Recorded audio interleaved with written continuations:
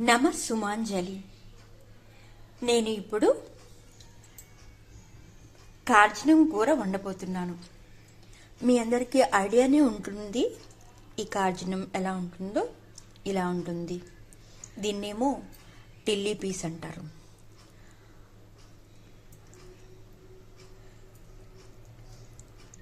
ఎక్కువ కార్జనం ఉండేలాగా తిప్పించారనమాట.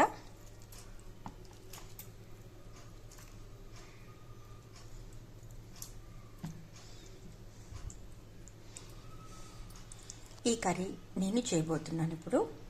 దీనికోసం మనకి ఏమేమి కావాలి అంటే, ఆయిల్ వేడవుతుంది కదా, దీనిలో ఆనియన్స్ వేసేస్తాను.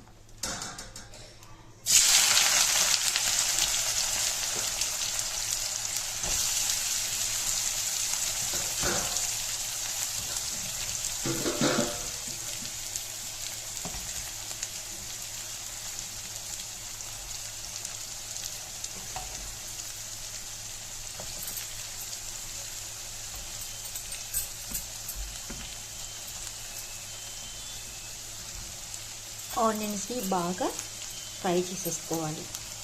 బాగా ఫ్రైడ్ ఆనియన్స్ లాగా చేసుకుంటే చాలా దగ్గరికి కొంచెం గ్రేవీతో చాలా టేస్టీగా ఉంటుంది. నాకు ఏ కూరకైనా సరే ఫ్రైడ్ ఆనియన్స్ బాగుంటాయి అనిపిస్తుంది. ఏ కూర చేసినప్పుడైనా సరే ఇలా బాగా ఫ్రై చేసుకుంటే చాలా బాగుంటాయి ఆనియన్స్. దీనికోసం నేను టమాటాస్ కట్ చేసి పెట్టుకున్నాను. అల్లం వెల్లుల్లి పేస్ట్ రెడీగా ఉంది. ఉప్పు, కారం, పసుపు, అలాగే మసాలా పౌడర్, వీటిలన్నిటిని లాస్ట్లో వేసుకోవచ్చు. ఫస్ట్ అయితే ఆనియన్స్ని బాగా ఫ్రై చేసుకుందాం.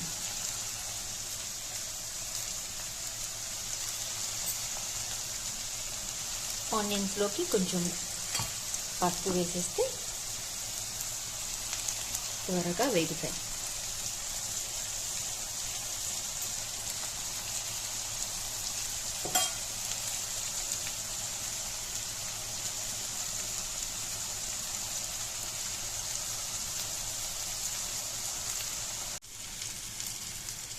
కార్జనం కూరకి సంబంధించిన ఆనియన్స్ బాగా ఫ్రై అవుతూ ఉన్నాయి. చాలా బాగా ఫ్రై అయ్యాయి. ఇలా ఆనియన్స్ బాగా ఫ్రై అయ్యేటప్పుడు ఏంటంటే మంచి సువాసన కూడా వస్తుంది. అలా అవ్వకుండా పచ్చిగా మామూలుగా ఉన్నప్పుడే మనం వేరే ఇంగ్రీడియంట్స్, మటన్ అట్లా వేసేసాము అంటే అప్పుడు అంత మంచి సువాసన అయితే కూరకి రాదనమాట. కాబట్టి తప్పకుండా ఇలా ఫ్రై చేయడానికి ట్రై చేయండి.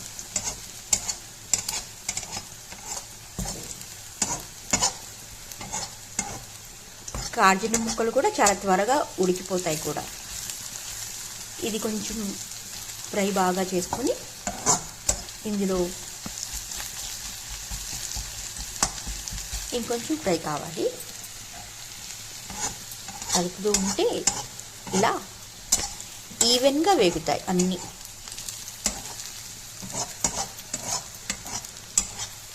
ఆనియన్స్ని ఇలా కదుపుతూ వేపించుకుంటూ ఉండాలి.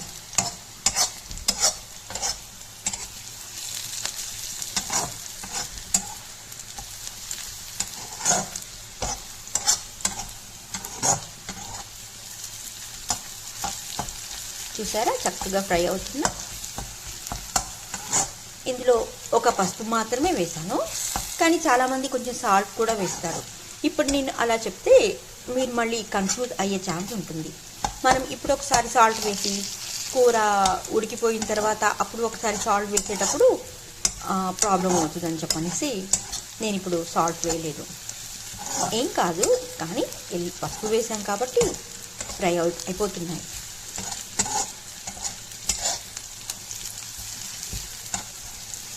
చక్కగా ఫ్రై అయ్యి మంచి కలర్ వచ్చాయి.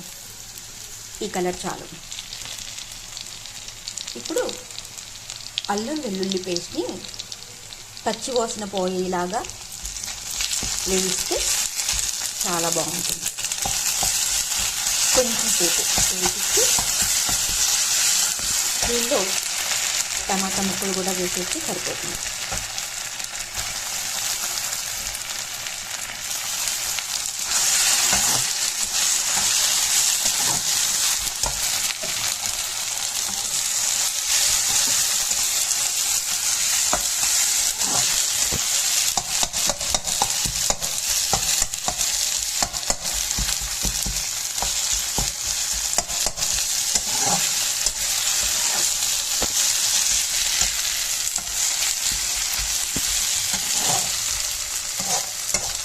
టమాటా కూడా కొంచెం సేపు ఉడకనిస్తే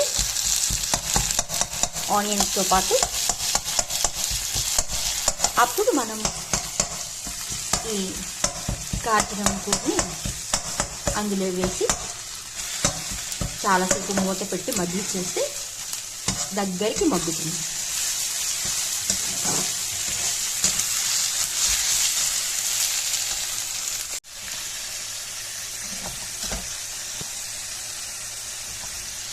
ఇప్పుడు మటన్ పీసెస్ కూడా వేసేసాను.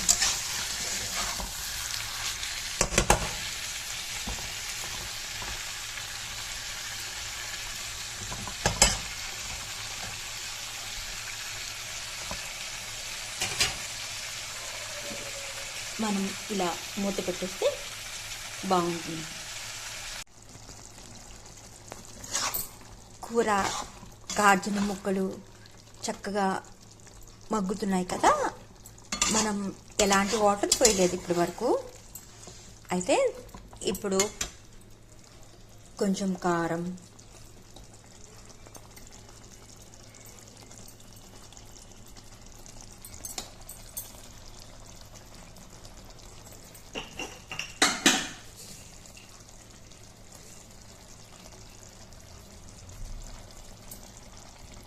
తగినంత ఉప్పు వేసేసి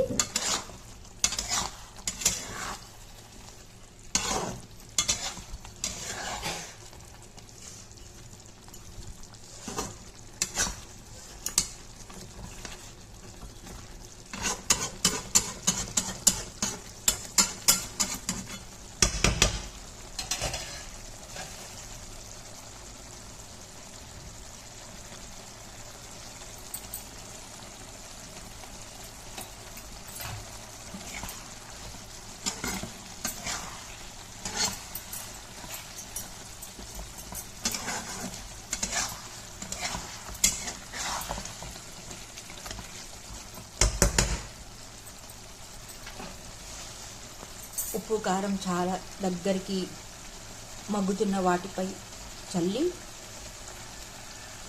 వాటికి పట్టేలాగా బాగా కదిపి మళ్ళీ ఈ గ్రేవీ కర్రీని మనం మూత పెట్టేస్తే అదే నూనె, ఆ మసాలా వాటితోనే మగ్గుతుంది. ఒక 2-3 మినిట్స్ తర్వాత వాటర్ పోసి ఇంకొంచెం సేపు దగ్గరికి ఉడికిస్తే కూర బాగా ఉడుకుతుంది. అప్పుడు కొత్తిమీర సర్వ్ చేసుకోవచ్చు. కూర గార్జున ముక్కలు చక్కగా మగ్గుతున్నాయి కదా. మనం ఎలాంటి వాటర్ పోయలేదు ఇప్పటి వరకు. అయితే ఇప్పుడు కొంచెం కారం,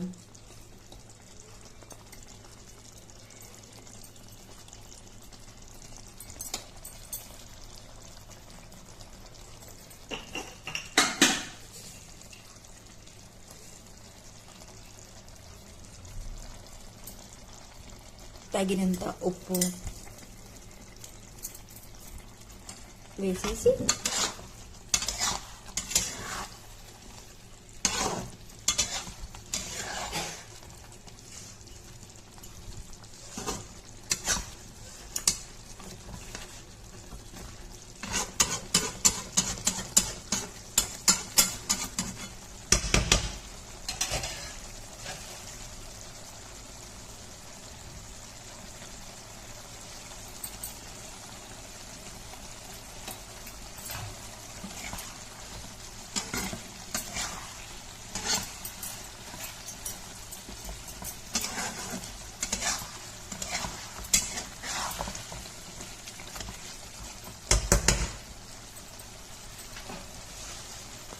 ఉప్పు కారం చాలా దగ్గరికి మగ్గుతున్న వాటిపై చల్లి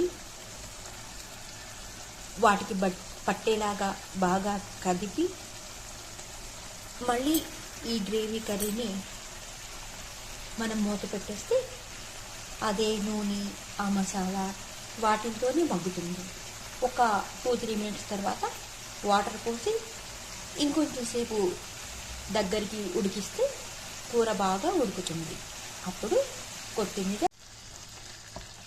కార్జనం కూరలో మనం వేసిన కారం, ఉప్పు అవన్నీ కూడా ఫ్రైడ్ ఆనియన్స్ అవన్నీ దానిలో ఉన్న తేమతోని మగ్గాయి కదా, అందుకే చక్కగా కూర దగ్గరికి వచ్చింది. ఇప్పుడు మనం వాటర్ పోసుకుంటే ఆ వాటర్లో ఎక్కువసేపు ఉడకనివ్వచ్చు.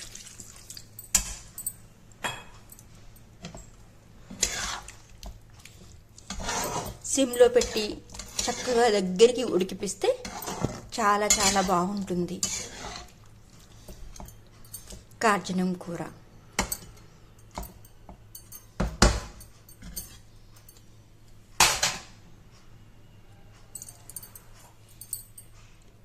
ఇంకొంచెం నీళ్ళు పోస్తాను.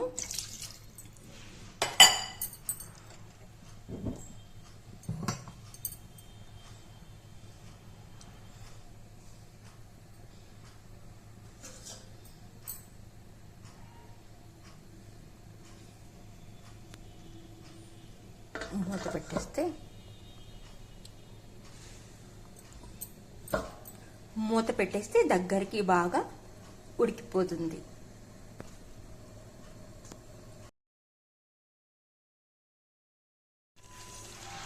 కార్జనం టిల్లీ కూర ఎంత చక్కగా దగ్గరికి అవుతుందో చూసారా. కార్జనం ముక్కలు కూడా బాగా ఉడికిపోయాయి, అందుకే నూనె తేలుతుంది. ఇప్పుడు మనం ఉప్పు కారం అన్నీ కరెక్ట్గా వేసేసుకున్నాం కాబట్టి అన్నీ సరిపడా వేసాం. చాలా మంచి టేస్ట్ వచ్చేలా చేసుకున్నాం కాబట్టి మనకి స్మెల్లో కూడా తెలుస్తుంది ఉప్పు కారం అది సరిపోయిందా లేదా అనేది, వాసనలో కూడా తెలుస్తుంది. ఇప్పుడు నేను కొంచెం మసాలా పౌడర్ని అయితే చాలా తక్కువ వేస్తాను. మసాలా కూడా నేను ఎందుకంటే ఉప్పు కారం కరెక్ట్గా ఉన్నప్పుడు మసాలా కాస్త తక్కువగా ఉన్నా సరే ఏం కాదు. మసాలాని అట్లా అవాయిడ్ చేయడమే మంచిది కాబట్టి మనం కొంచెం తక్కువగా వేస్తే సరిపోతుంది.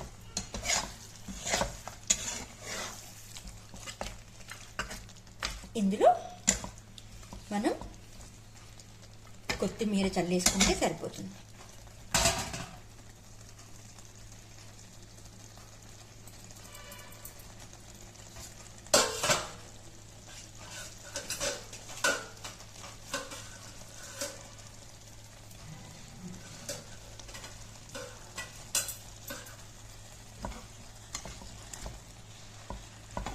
కాజన ముక్క చూసారా ఎంత బాగా ఉడికిందో.